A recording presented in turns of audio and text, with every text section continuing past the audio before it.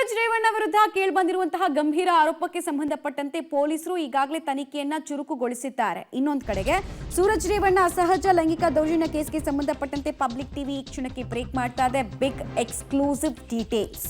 ಇದರಲ್ಲಿ ಈ ಕೇಸ್ನ ಹಣೆಬರಹ ಏನಾಗುತ್ತೆ ಅನ್ನೋದಕ್ಕೆ ಒಂದಷ್ಟು ಸುಳಿವಂತೂ ಸಿಕ್ಬಿಡುತ್ತೆ. ಸಂತ್ರಸ್ತನಿಗೆ ಬೌರಿಂಗ್ ಆಸ್ಪತ್ರೆಯಲ್ಲಿ ಇತ್ತೀಚೆಗಷ್ಟೇ ಮೆಡಿಕಲ್ ಟೆಸ್ಟ್ ಅನ್ನ ಪರ್ಫಾರ್ಮ್ ಮಾಡಲಾಗಿತ್ತು ಅನ್ನೋ ಡೀಟೇಲ್ಸ್ ಅನ್ನ ಕೂಡ ನಾವೇ ಬ್ರೇಕ್ ಮಾಡಿದ್ವಿ. ಯಾವ್ಯಾವ ರೀತಿ ಟೆಸ್ಟ್ ಅನ್ನು ಮಾಡಿದ್ರು, ಯಾವ ಕಾರಣಕ್ಕೆ ಟೆಸ್ಟ್ ಮಾಡಿದ್ರು ಅನ್ನೋದನ್ನ ಕೂಡ ನಾವು ಹೇಳಿದ್ವಿ. ಸೊ ಸಂತ್ರಸ್ತನ ಮೆಡಿಕಲ್ ರಿಪೋರ್ಟ್ನಲ್ಲಿ ಏನಿದೆ ಆ ಅಂಶ ಸೂರಜ್ ರೇವಣ್ಣಗೆ ಸಂಚಕಾರವನ್ನು ತರುತ್ತಾ ಅಥವಾ ರಿಲೀಫ್ ಅನ್ನು ಕೊಡುತ್ತಾ, ಈ ವಿಚಾರಕ್ಕೆ ಸಂಬಂಧಪಟ್ಟಂತೆ ನಾವು ಎಕ್ಸ್ಕ್ಲೂಸಿವ್ ಡೀಟೇಲ್ಸ್ ಅನ್ನು ಕೊಡ್ತಾ ಇದ್ದೀವಿ. ಸಂತ್ರಸ್ತನ ಮೆಡಿಕಲ್ ರಿಪೋರ್ಟ್ಗೆ ಸಂಬಂಧಪಟ್ಟಂತಹ exclusive report public TV access ಮಾಡಿದೆ. 15 ಮಾದರಿಯ ಟೆಸ್ಟ್ಗಳನ್ನು ಸಂತ್ರಸ್ತನಿಗೆ ಮಾಡಲಾಗಿತ್ತು. ಆತನ ಉಗುರನ್ನ ಕಲೆಕ್ಟ್ ಮಾಡೋದ್ರಿಂದ ಹಿಡಿದು, ಆತನ ತಲೆಗೂದಲನ್ನ ಕಲೆಕ್ಟ್ ಮಾಡೋದ್ರಿಂದ ಹಿಡಿದು, ಚರ್ಮದ ಕೆಲವು ಅಂದರೆ ಸೂಕ್ಷ್ಮ ಭಾಗಗಳಿಂದ ಚರ್ಮದ ಕೆಲವು ಭಾಗಗಳನ್ನು ಅಲ್ಲಿ ಸ್ಯಾಂಪ್ಲಿಂಗ್ಗೆ ಅಂತ ತೆಗೆದುಕೊಳ್ಳಲಾಗಿತ್ತು. ಗುದದ್ವಾರದ ಬಳಿ ಕೆಲವು ಸ್ಯಾಂಪ್ಲಿಂಗ್ಗಳನ್ನು ಮಾಡಿದ್ರು.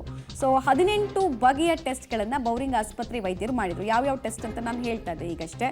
ಲಿಂಗತ್ವ ಪರೀಕ್ಷೆಯಿಂದ ಹಿಡಿದು ಅನೇಕ ಟೆಸ್ಟ್ಗಳನ್ನು ಮಾಡಿದ್ರು ಅಂತ. ಸೊ ಸಂತ್ರಸ್ತನಿಗೆ ಮಾಡಿದಂತಹ ಮೆಡಿಕಲ್ ಟೆಸ್ಟ್ ರಿಪೋರ್ಟ್ ಔಟ್ ಆಗಿದೆ. ವೈದ್ಯರಿಂದ ಪೊಲೀಸರಿಗೆ ಈ ಮೆಡಿಕಲ್ ರಿಪೋರ್ಟ್ ಸಲ್ಲಿಕೆ ಕೂಡ ಆಗುತ್ತೆ. ಸೊ ಈ ಮೆಡಿಕಲ್ ಟೆಸ್ಟ್ ರಿಪೋರ್ಟ್ನಲ್ಲಿ ಏನಿದೆ ಅಂಶ? ಹಾಗಾದರೆ ಸಂತ್ರಸ್ತನ ವೈದ್ಯಕೀಯ ಪರೀಕ್ಷೆಯಲ್ಲಿ ಸಂಚಕಾರ ನಿಜವಾಗ್ಲೂ ಸೂರಜ್ ರೇವಣ್ಣಗೆ ಎದುರಾಗುತ್ತಾ? ರಿಲೀಫ್ ಸಿಗುತ್ತಾ? ಕೇಸ್ನ ಎಲ್ಲಿಗೆ ತೆಗೆದುಕೊಂಡು ಹೋಗೋ ಸಾಮರ್ಥ್ಯ ಈ ಟೆಸ್ಟ್ಗೆ ಇದೆ ಅನ್ನೋದ್ರ ಡೀಟೇಲ್ಸ್ ಇದು.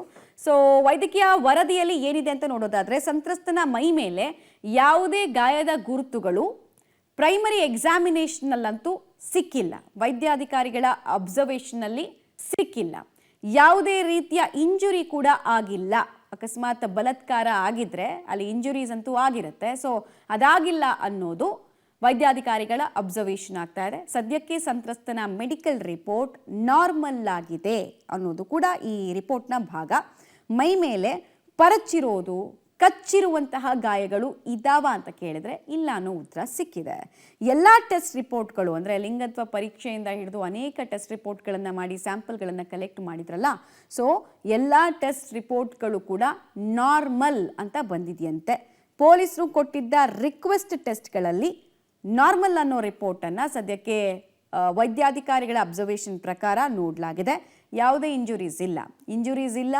ಜೊತೆಗೆ ಬಲಾತ್ಕಾರಕ್ಕೆ ಸಂಬಂಧಪಟ್ಟಂತೆ ಯಾವುದೇ ರೀತಿಯಾದಂತಹ ಎವಿಡೆನ್ಸ್ಗಳು ಕೂಡ ಕಲೆಕ್ಟ್ ಆಗಿಲ್ಲ ಅನ್ನೋದು ತಿಳಿದು ಬರ್ತಾ ಇದೆ. ಪೊಲೀಸರು ಯಾವ್ಯಾವ ಟೆಸ್ಟ್ಗಳನ್ನು ಪರ್ಫಾರ್ಮ್ ಮಾಡಿ ಅಂತ ಹೇಳಿದ್ರೋ, ಏನೇನು ಸ್ಯಾಂಪಲ್ಗಳನ್ನು ಕಲೆಕ್ಟ್ ಮಾಡಿ ಅಂತ ಹೇಳಿದ್ರೋ ಅದರ ಪ್ರಕಾರನೇ ವೈದ್ಯಾಧಿಕಾರಿಗಳು ಟೆಸ್ಟನ್ನು ಮಾಡಿದ್ದಾರೆ. ಇನ್ಫ್ಯಾಕ್ಟ್ ಹಾಸನದಲ್ಲಿ ನಾನು ಪರೀಕ್ಷೆ ಮಾಡಿಸ್ಕೊಳ್ಳಲ್ಲ, ನಾನು ಬೆಂಗಳೂರಿಗೆ ಬಂದು ಪರೀಕ್ಷೆ ಮಾಡಿಸ್ಕೊಳ್ತೀನಿ ಅಂತ ಸಂತ್ರಸ್ತ ಯುವಕ ಹೇಳಿದ್ದ. ಆತನ ಇಚ್ಛೆಯಂತೆ ಬೌರಿಂಗ್ ಆಸ್ಪತ್ರೆಯಲ್ಲಿ 18 ಮಾದರಿಯ ಟೆಸ್ಟ್ಗಳನ್ನು ಪರ್ಫಾರ್ಮ್ ಮಾಡಲಾಗಿತ್ತು. ಹೇಳ್ತಾ ಇದ್ದೆ ನಾನು ಯಾವ್ಯಾವ ಟೆಸ್ಟ್ಗೆ ಸಂಬಂಧಪಟ್ಟಂಥ ರಿಪೋರ್ಟ್ ಅಂತ. ಗುದದ್ವಾರದ ಬಳಿ ಕೂಡ ಒಂದಷ್ಟು ಸ್ಯಾಂಪಲ್ಗಳನ್ನು ಕಲೆಕ್ಟ್ ಮಾಡೋ ಕೆಲಸ ಆಗಿತ್ತು, ಮತ್ತು ಆತನ ಬಟ್ಟೆಯನ್ನು ತೆಗೆದುಕೊಳ್ಳಲಾಗಿತ್ತು, ಮತ್ತು ಆತನ ಇಡೀ ದೇಹದಲ್ಲಿ ಎಕ್ಸಾಮಿನೇಷನ್ ಮಾಡಲಾಗಿತ್ತು. ಇತ್ತೀಚೆಗಾಗಿರೋ ಪ್ರಕರಣ ಆಗಿರೋದ್ರಿಂದ ದೇಹದಲ್ಲಿ ಎಲ್ಲಾದರೂ ಗಾಯದ ಗುರುತಿದೆಯಾ, ಕಚ್ಚಿದ ಗುರುತು ಅಥವಾ ಬಲಾತ್ಕಾರಕ್ಕೆ ಒಳಪಟ್ಟಿದ್ದಾನೆ ಈ ವ್ಯಕ್ತಿ ಅಂತ ಹೇಳೋದಕ್ಕೆ ಏನಾದರೂ ಕುರುಹುಗಳಿದೆಯಾ ಅಂತ ವೈದ್ಯಾಧಿಕಾರಿಗಳು ಚೆಕ್ ಮಾಡಿದಾಗ ಅದರಲ್ಲಿ ಯಾವುದೇ ರೀತಿಯಾದಂತಹ ಸುಳಿವು ಸಿಕ್ಕಿಲ್ಲ. ನಥಿಂಗ್ ಆಸ್ ಸಚ್ ಅಂತ ಹೇಳಿ ವೈದ್ಯಾಧಿಕಾರಿಗಳು ಅಬ್ಸರ್ವ್ ಮಾಡಿದ್ದಾರೆ. ಡೀಟೇಲ್ಸ್ ಕೊಡ್ತಾರೆ ನಾಗೇಶ್. ಮೆಡಿಕಲ್ ರಿಪೋರ್ಟ್ ಪ್ರಕಾರನೇ ಹೇಳೋದಾದರೆ ಆ ಸಂತ್ರಸ್ತ ಕೊಟ್ಟಂತಹ ದೂರು ಲೈಂಗಿಕ ದೌರ್ಜನ್ಯ ಅಂತ, ಲೈಂಗಿಕ ದೌರ್ಜನ್ಯದ ಕುರುಹುಗಳಿಲ್ಲ ಅಂತ ಈ ರಿಪೋರ್ಟ್ ಹೇಳ್ತಾ ಇದೆ. ಸೊ ಬಿಗ್ ರಿಲೀಫ್ ಹಾಗಾದರೆ ಸೂರಜ್ ರೇವಣ್ಣಗೆ ಇದೇ ನಿಜವಾದರೆ? ಮಮತಾ, MLC ಸೂರಜ್ ರೇವಣ್ಣ ಅವರಿಂದ ಲೈಂಗಿಕ ದೌರ್ಜನ್ಯಕ್ಕೆ ಒಳಗಾದಂಥ ಸಂತ್ರಸ್ತ ಯುವಕನನ್ನು ಬೆಂಗಳೂರಿನ ಬೋರಿಂಗ್ ಆಸ್ಪತ್ರೆಯಲ್ಲಿ ಮೆಡಿಕಲ್ ಮಾಡಿಸಲಾಗಿತ್ತು. ಹಾಸನ ಪೊಲೀಸರು ಸಂತ್ರಸ್ತ ಯುವಕನಿಗೆ 18 ಮಾದರಿಯ ಟೆಸ್ಟ್ಗಳನ್ನು ಮಾಡಲಿಕ್ಕೆ ಬೋರಿಂಗ್ ಆಸ್ಪತ್ರೆಯ ವೈದ್ಯಾಧಿಕಾರಿಗಳಿಗೆ ಮನವಿಯನ್ನು ಮಾಡಿಕೊಂಡಿದ್ರು. ಹಾಗಾಗಿ ಪೊಲೀಸರ ರಿಕ್ವೆಸ್ಟ್ ಅಂತ ಈಗಾಗಲೇ ವೈದ್ಯಾಧಿಕಾರಿಗಳು ಸಂತ್ರಸ್ತ ಯುವಕನಿಗೆ ಮೆಡಿಕಲ್ ಮಾಡಿಸಿ ಈಗ ರಿಪೋರ್ಟ್ ಕೂಡ ಕೊಟ್ಟಿರುವಂಥದ್ದು. ಬಹಳ ಪ್ರಮುಖವಾಗಿ ಈ ಮೆಡಿಕಲ್ ರಿಪೋರ್ಟ್ನ ಸಾರಾಂಶ ಏನು ಹೇಳುತ್ತಂದರೆ, ಈ ಹಿಂದೆ ಆತನ ಮೇಲೆ ಲೈಂಗಿಕ ದೌರ್ಜನ್ಯ ನಡೆದಿದೆ ಅನ್ನುವಂಥ ಆರೋಪ ಮಾಡಿದ್ದಂಥ ಸಂದರ್ಭಕ್ಕೆ ಮೆಡಿಕಲ್ ಟೆಸ್ಟ್ನಲ್ಲಿ ಯಾವುದೇ ರೀತಿಯ ದೌರ್ಜನ್ಯ ಎಸಗಿರದ ಕೃತ್ಯಗಳು ಆ ಒಂದು ಮೆಡಿಕಲ್ನಿಂದ ಬಯಲಿಗೆ ಬಂದಿದೆ ಅನ್ನುವಂಥ ಮಾಹಿತಿ ಈಗ ಗೊತ್ತಾಗ್ತಿರುವಂಥದ್ದು. ಬಹಳ ಪ್ರಮುಖವಾದ ಟೆಸ್ಟ್ಗಳಲ್ಲಿ ಆತನ ಮೇಲೆ ಏನಾದರೂ ಗಾಯಗಳಿದ್ದಾವ ಮತ್ತು ಪರಿಚಿತ ಕಲೆಗಳಿದ್ದಾವ ಅನ್ನುವಂಥದ್ದನ್ನು ಕೂಡ ಪತ್ತೆ ಹಚ್ಚುವ ಕೆಲಸವು ಮೆಡಿಕಲ್ ರಿಪೋರ್ಟಲ್ಲಿ ಆಗಿರುವಂಥದ್ದು. ಅದರಲ್ಲಿ ಸದ್ಯ ಇಲ್ಲಿ ಮೆಡಿಕಲ್ ಮಾಡಿರುವಂಥ ವಿಚಾರವನ್ನು ನೋಡಿದರೆ ಆತನ ಮೇಲೆ, ಸಂತ್ರಸ್ತ ಯುವಕನ ಮೇಲೆ ಯಾವುದೇ ರೀತಿಯ ಪರಿಚಿತ ಗಾಯಗಳಾಗಲಿ ಮತ್ತು ಈ ರೀತಿಯ ಯಾವುದೇ ರೀತಿಯ ಗಾಯಗಳಿಲ್ಲ ಅನ್ನುವಂಥದ್ದು ನಾರ್ಮಲ್ ರಿಪೋರ್ಟ್ ಬಂದಿರುವಂಥದ್ದು.